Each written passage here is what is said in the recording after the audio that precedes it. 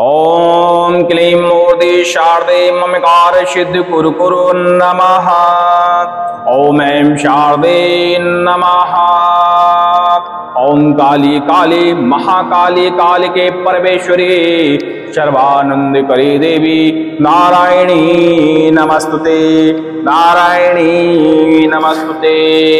ओम ह्रीं क्लीं छीं ह्रीं प्रेम प्रेम ह्रीं। ओम ह्रीं क्लीं छीं ह्रीं प्रेम प्रेम ह्रीं। सभी लोगों को जय श्री राम, जय हनुमान जी महाराज की, जय शारदा मैया की। आज हम बुंदेलखंड में प्रचलित एक विशेष गुप्त मां शारदा का साबर मंत्र है, देशी मंत्र है, उसका विधि विधान आपको इस वीडियो में बताने वाले हैं। यह बहुत ही शक्तिशाली साबर मंत्र होता है। इस मंत्र को श्रवण करने से, पाठन करने से कभी कभी मां शारदा के साक्षात दर्शन की भी प्राप्ति होती है। इसलिए यह मंत्र बहुत ही शक्तिशाली मंत्र माना जाता है। चल प्रचलित मंत्र नहीं है, कुछ विशेष लोगों के पास यह मंत्र होता है। यह गुरु के द्वारा प्रदाय एक विशेष मंत्र है। इस मंत्र को आपने इससे पहले किसी भी चैनल पे या किसी के द्वारा शायद है नहीं सुना होगा, क्योंकि यह मंत्र कुछ गिने चुने शिष्यों को प्रदान किया गया था। वैसे भी मां शारदा के जो मंत्र होते हैं बड़े ही दुर्लभ होते हैं। मां शारदा मैहर में विराजमान है और मां शारदा बुद्धि, बल और वाणी की देवी मानी जाती है। जिसके ऊपर मां शारदा की कृपा हो जाए उसका कल्याण ही हो जाता है। हर प्रकार की नकारात्मक शक्ति को भस्म करने वाली मां शारदा, ऐसे ऐसे वर प्रदान करने वाली मां शारदा, जैसे आल्हा को वर प्राप्त हुआ तो अमर हुआ और विश्व विजयी भी हुआ, ऐसे ऐसे वर माता शारदा प्रदान करती हैं। और माता शारदा के दरबार में जो कोई भी जाता है, आपने सुना होगा, उसकी मनोकामना अवश्य ही पूरी होती है। आज उन्हीं मां शारदा का एक देशी बुंदेलखंडी मंत्र है, जिसका सिद्धीकरण हम इस वीडियो में बताने वाले हैं। मां शारदा का यह बड़ा ही दुर्लभ मंत्र है। चलिए इसके बारे में जानते हैं। मां शारदा के इस मंत्र का पहले कार्य जान लेते हैं। जैसे ही इस मां शारदा के मंत्र का आप जापन शुरू करते हैं, पाठन शुरू करते हैं या श्रवण करना शुरू करते हैं, समस्त प्रकार के भूत प्रेत, समस्त प्रकार की बैताल की बाधाएं, समस्त प्रकार की खब्बीस की बाधाएं, राक्षस की बाधाएं, मरी मशान की बाधाएं, जिंद बैताल की बाधाएं, समस्त प्रकार की बाधाएं मां शारदा अपने गणों से पकड़वा कर उन बाधाओं को समाप्त कर देती है। इस मंत्र का अक्सर जवारों के टाइम में, दीपावली के टाइम में और आम टाइम में झाड़ा फूंकी के लिए भी प्रयोग किया जाता है। जवारों के टाइम में इस मंत्र का प्रयोग बाना चढ़ाने के लिए भी प्रयोग किया जाता है। इस मंत्र को पढ़ते हुए कई लोग बाना चढ़ाने का कार्य करते हैं, सांग लगाने का कार्य करते हैं और कई लोग इस मंत्र का खप्पर चलाने में भी प्रयोग करते हैं। देखिए, मंत्र के शब्द कुछ भी हो, लेकिन जिसमें मां शारदा का नाम जुड़ा हो और मां शारदा की शक्ति जुड़ी हो, उसमें शब्दों का कोई मतलब नहीं, मात्र हमारी श्रद्धा और मंत्र के कार्य की जरूरत पड़ती है। यह मंत्र बहुत ही शक्तिशाली है।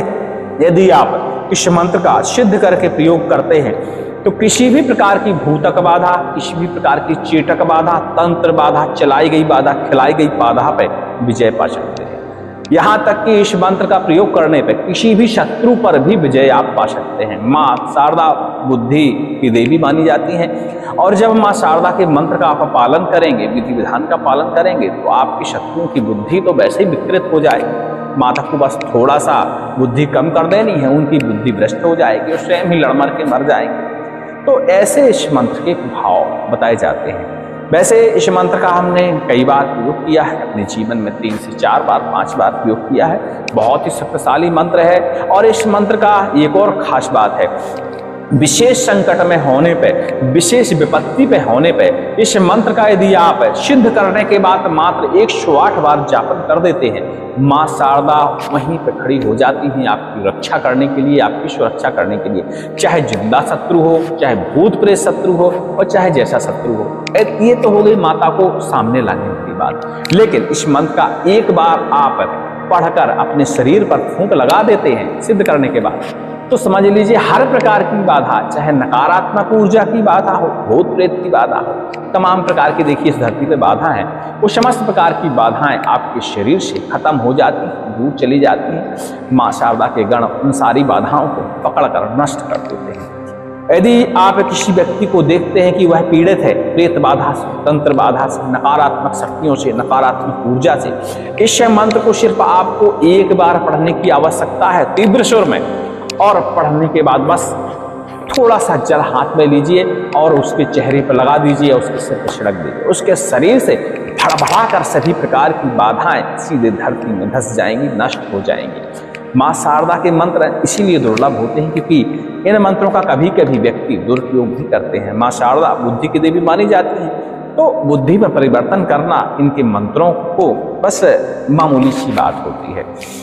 चलिए मंत्र का एक बार श्रवण करते हैं और आपको लगातार मंत्र का श्रवण करना है। तो यह मंत्र हमने अपने संकटनाशक चैनल पर उपलब्ध करा दिया है, आप जाके इसको श्रवण कर सकते हैं। और एक बार इस मंत्र को श्रवण करने से सवारी थोड़ा सा जल्दी आती है, तो ऐसे लोग थोड़ा सा ध्यान से सुना करें, अकेले में नहीं सुना करें, क्योंकि माँ शारदा के मंत्र से, इस मंत्र से खासकर सवारी बहुत जल्दी आती है।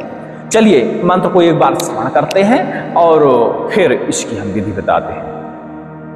ओम त्रिकुट पहाड़िया बैठी शारदा ऊंची से जिस जाए, आगे पीछे सिंह चले हंसा उत्पात मचाए, ऊंची कोह में आसन डारे लंबी लट लहराए, एक तरफ नार सिंह बैठो एक तरफ भैरव किलकारे, भैरव कुत्ता लप लप करे लंबी जीव निकारे, धरती धक धक करे जब सारद हंकारे, 52 गज को बाना चढ़े जब भैहा की लगाए, भैहा खेले भैहा उल्टा चले, भूत पकड़े प्रेत पकड़े बरम खब्बीस राक्षस पकड़े, मरी मसान उठा के पटके, बैताल के आए लिलजी झिर करिया पानी आधा रोज नहाए, एक हाथ में ध्वजा लियो इंदल का बलि चढ़ाए, जहां सुमरू माई शारदा तुरंत खड़ी हो जाए, रक्षा कर सुरक्षा कर बल दे बुद्धि दे बाणी दे, दुनिया के गुण को मारे शत्रु नरक पहुंचाए, जब महामाई शारदा कहा पूरे मंत्र चले मंत्र महागुरु के बाचा से, ओम ऐं शारदे नमः।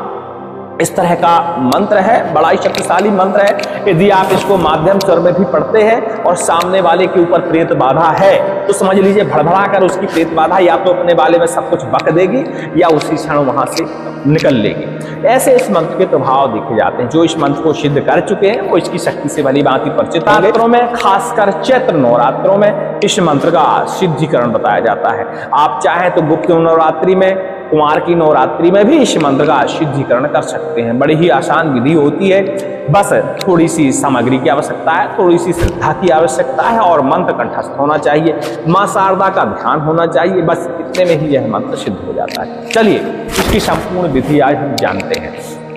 इसके लिए थोड़ी सी सामग्री की आवश्यकता है, सामग्री लिख लीजिए। जवा, जौ जिसे बोलते हैं, थोड़ा सा आप जवा ला लीजिए, 250 ग्राम, आधा किलो, 1 किलो भी ला सकते हैं क्योंकि हवन में भी जवा का प्रयोग होगा, तो थोड़ा सा जवा ले लीजिए।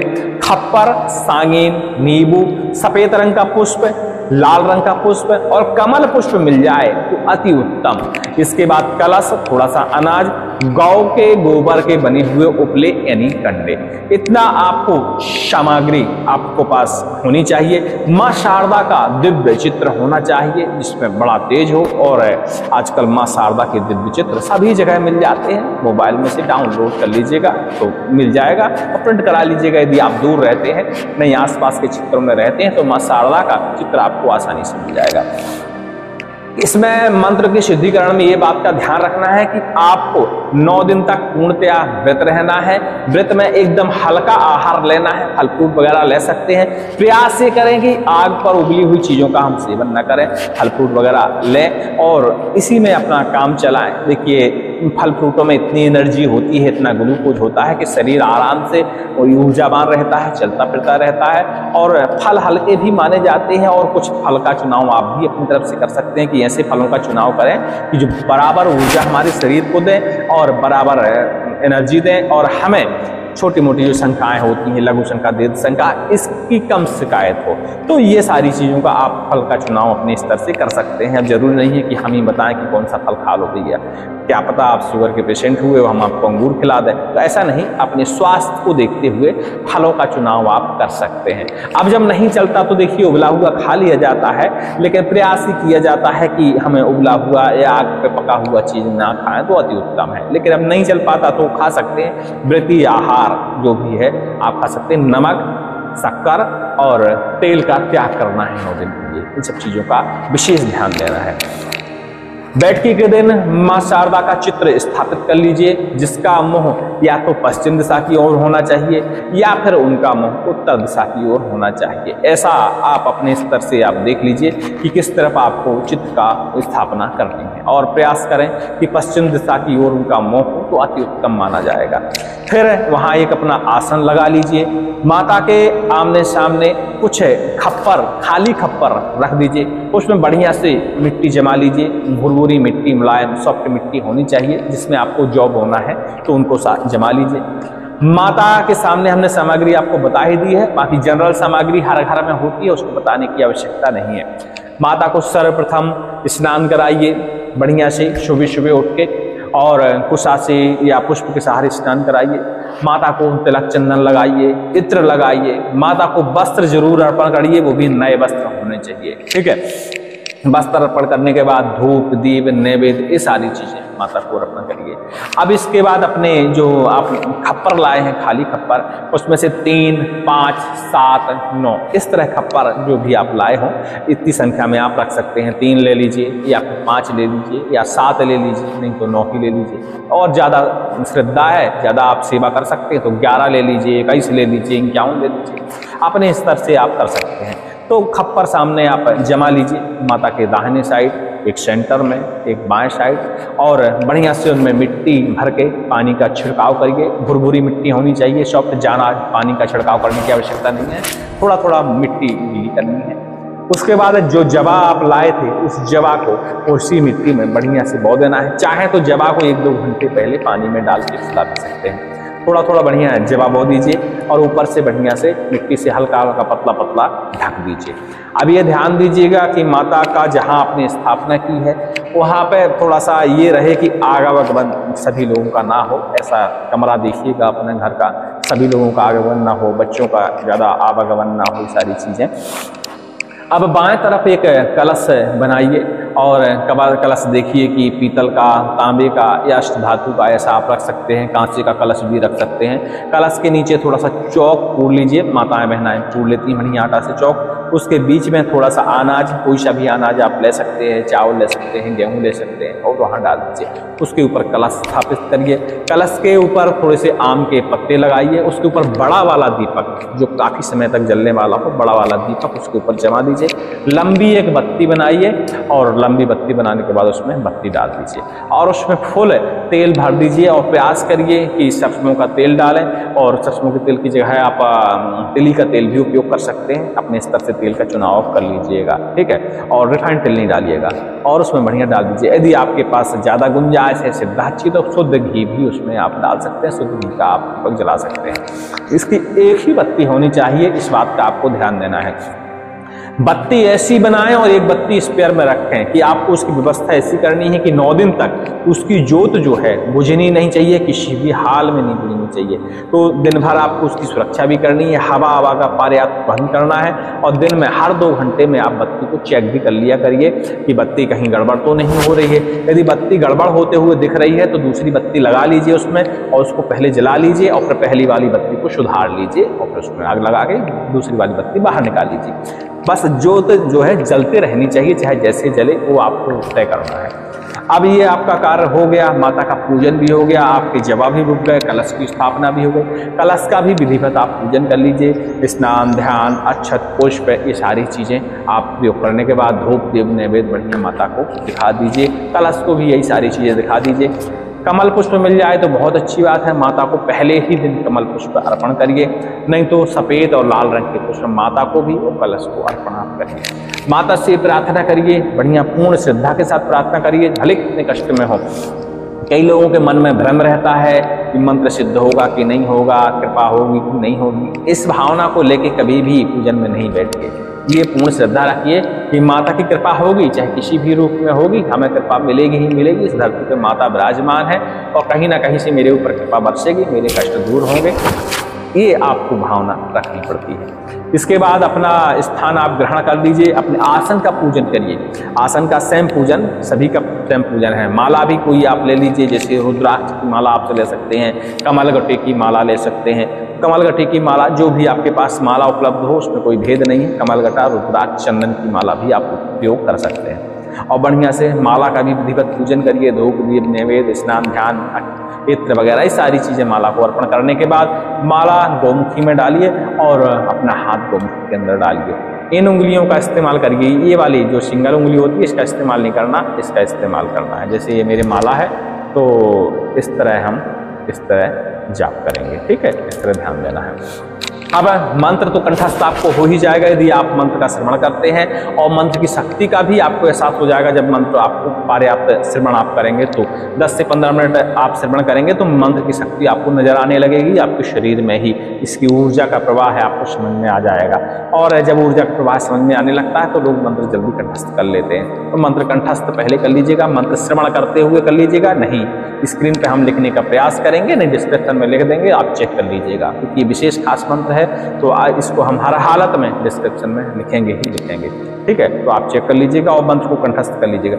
और मेरा निवेदन ये है कि श्रवण करते हुए मंत्र का कंठस्थ करिएगा तो अति उत्तम रहेगा। मंत्र श्रवण करने के लिए इस वीडियो से रिलीज होने से पहले वाला वीडियो देख लीजिएगा, आपको पूरा मंत्र आप श्रवण करने के लिए उपलब्ध हो जाएगा, ठीक है। अब मंत्र कंठस्थ हो गया, माला गौमुखी में आपने हाथ भी डाल लिया। अब मंत्र की माला जपना शुरू करिए। प्रतिदिन आपको एक माला जपनी है 9 दिन तक। पहले दिन से शुरुआत करनी है बैठकी से। अब इसमें टाइम का भेद है कि आप सुबह भी कर सकते हैं और शाम को करेंगे तो अति उत्तम है, ठीक है। लेकिन जब शाम को माला करें तो स्नान ध्यान शाम को भी कर लिया करिए और उसके बाद अपना पूजन पाठ किया करिए। और शाम को करते हैं तो अति उत्तम है, लेकिन सुबह कई लोगों के पास समय नहीं होता तो सुबह भी कर सकते हैं और शाम को भी कर सकते हैं। वो चाहें तो सुबह एक माला, शाम को भी एक माला कर सकते हैं, लेकिन 9 ही माला हमको करनी है तो आप देख सकते हैं। और 9 माला नहीं करनी है, आपको ज्यादा माला करनी है तो 2 माला करें, चाहे 1 माला करें, किसी भी तरह करें। फिर लास्ट में दिन जो 9वें दिन होनी चाहिए वो आपकी 21 माला होनी चाहिए, ठीक है। या तो 9 ही करें या माला आप बढ़ाते हैं तो 21 माला आपकी होनी चाहिए। तो इस तरह इस मंत्र का आपको जाप करना है। 21 माला हो जाती है, किसी दिन आप 2 माला करेंगे, एक सुबह एक शाम को, और किसी दिन 1 ही माला करेंगे। इस तरह 21 माला आपकी कंप्लीट हो जाएंगी। या किसी दिन आप डबल माल 3 माला भी कर सकते हैं, जैसे किसी दिन 3 माला कर ली, किसी दिन 4 माला कर ली, तो इस तरह 21 माला हो जाएगी। मतलब 21 माला का आपको 9 दिन में टारगेट बनाना है, चाहे 1 करें, चाहे 2 करें, चाहे 3 करें, चाहे प्रतिदिन 5 करें। अपने स्तर से आप देख लीजिएगा काउंटिंग मिला के। और नहीं होता समय तो 1 ही माला करिए, शाम के शाम या सुबह के सुबह, ठीक है। अब जब 9वीं का दिन आएगा आपको, तो 9वीं के दिन आपको बढ़िया सी मीठी वाली शुद्ध घी की पूड़ी बनानी है। फलाहार ये सारी चीज़ें थाली में सजानी है। छोटी छोटी मीठी वाली पूड़ी बनाइएगा। माता रानी के लिए एक नारियल रखिएगा। एक छोटी सी हवन कुंड बनाइएगा, बाजारों में मिल जाती है बनी बनाई, नहीं ये खप्पर ही बना लीजिएगा। जैसे ये हमारा जलता रहता है ऐसे खप्पर ही एक तो बना लीजिएगा। खप्पर अति उत्तम रहता है देवी के लिए, तो खप्पर को बढ़िया आप सजा दीजिएगा। खप्पर का विधिवत स्नान ध्यान पूजन नैवेद्य धूप दीप ये सारी चीजें अर्पण करने के बाद खप्पर में संविदा डालिएगा। पलाश की लकड़ी, पीपल की लकड़ी, आम की लकड़ी, बरगद की लकड़ी, चंदन की लकड़ी, ऐसी आप संविदाएं उसमें लगा सकते हैं। लटजीरा, सकौली ये सारी चीजें, ऊमर की लकड़ी भी आप उसमें लगा सकते हैं। देख लीजिएगा 3 संविदा, 5 संविदा, 7 संविदा, 11 संविदा, जो भी आपके पास उपलब्ध हो वो लगा दीजिएगा। लेकिन अब नहीं मिलती है इतनी संविदा, पलाश, पीपल और आक, ये सारी चीज़ें, आम, ये सारी चीज़ें तो सब जगह होती हैं, कहीं ना कहीं आपको मिल जाएंगी। और जिससे आप ऐसे क्षेत्र में जहाँ ये लकड़ियाँ नहीं उपलब्ध होती तो पूजा पाठ की दुकान में देखिए बनी बनाई हवन सामग्री के साथ उसके साथ उसकी संविदा यानी लकड़ी भी उपलब्ध होती हैं। तो सभी प्रकार से मिक्स होते हैं, आप इनको भी उपयोग कर सकते हैं, ठीक है। और जब नहीं मिलता तो आम की खाली लकड़ी आप प्रयोग कर लीजिए, कोई दिक्कत नहीं है, आम की लकड़ी प्रयोग कर लीजिए। मंत्र का आपका जाप 9वें दिन पूरा हो जाता है और 9वें दिन अब इसी मंत्र का आपको हवन करना है। एक माला पूरी आपको इस मंत्र की हवन करनी है। मंत्र पढ़ते जाइए।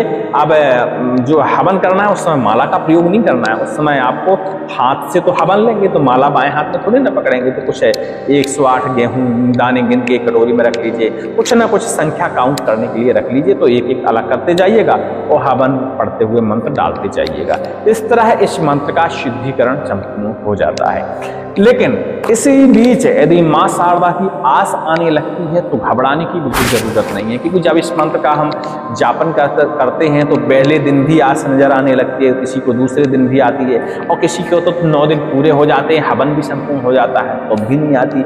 वो उसकी ध्यान करने की क्षमता के ऊपर देखिए निर्भर करता है कि उसे आस दिखती है या नहीं दिखती है।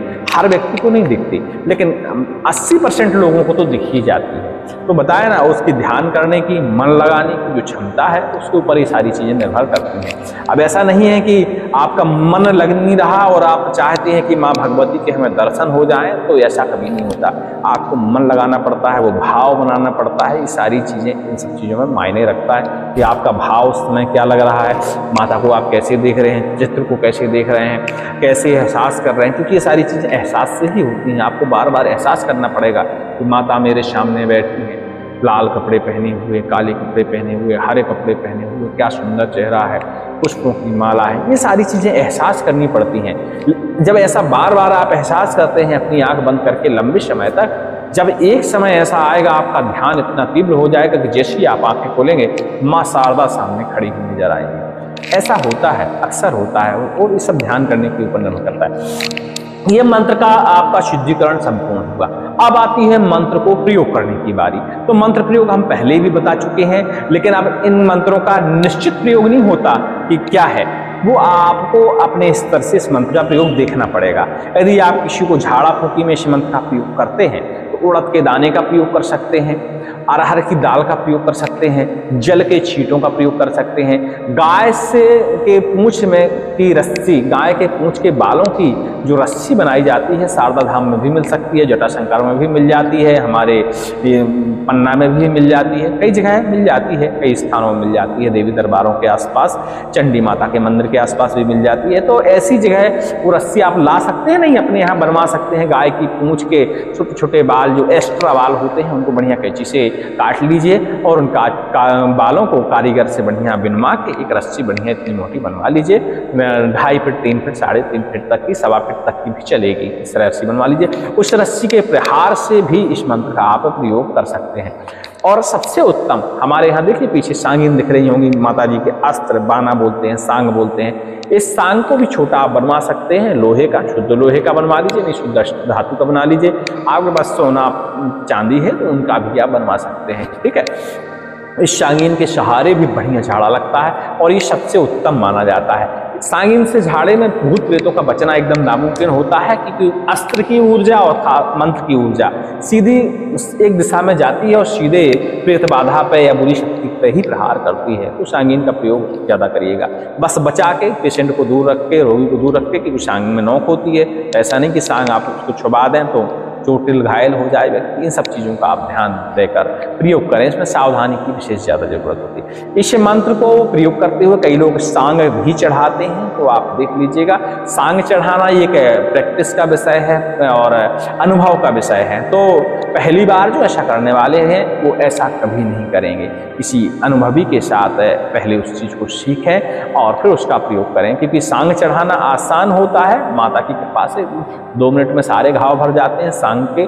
लेकिन ऐसा नहीं है, यदि आप गलत जगह पे, गलत नस में, गलत ऐसी जगह छेद देते हैं तो बहुत ज़्यादा त्रुटि होती है, बहुत ज़्यादा नुकसान होती है और इंसान की जान के लाले भी पड़ सकते हैं। वो एक सही तरीका, सही जगह, सही तरीके से इस्तेमाल करते हैं, सही अनुभव से इस्तेमाल करते हैं तो कोई क्षति नहीं पहुँचती।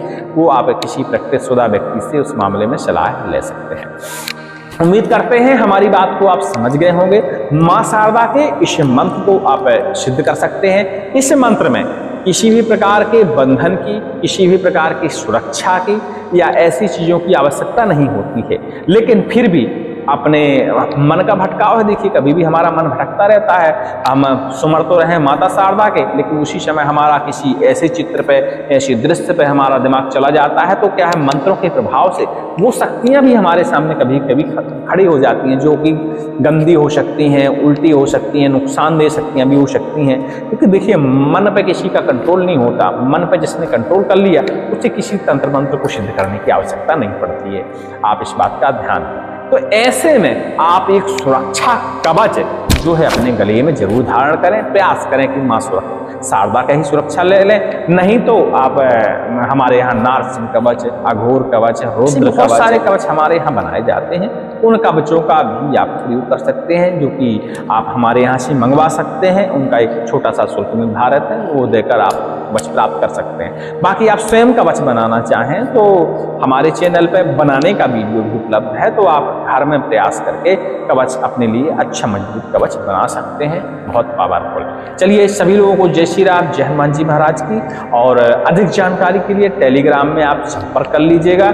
और टेलीग्राम में देखिए जल्दी से रिप्लाई नहीं आ पाता तो बुरा नहीं मानिएगा, आप मैसेज वहाँ छोड़ दीजिएगा, सुबह से शाम तक, नहीं दूसरे दिन सुबह तक आपको उसका रिप्लाई जरूर मिल जाएगा।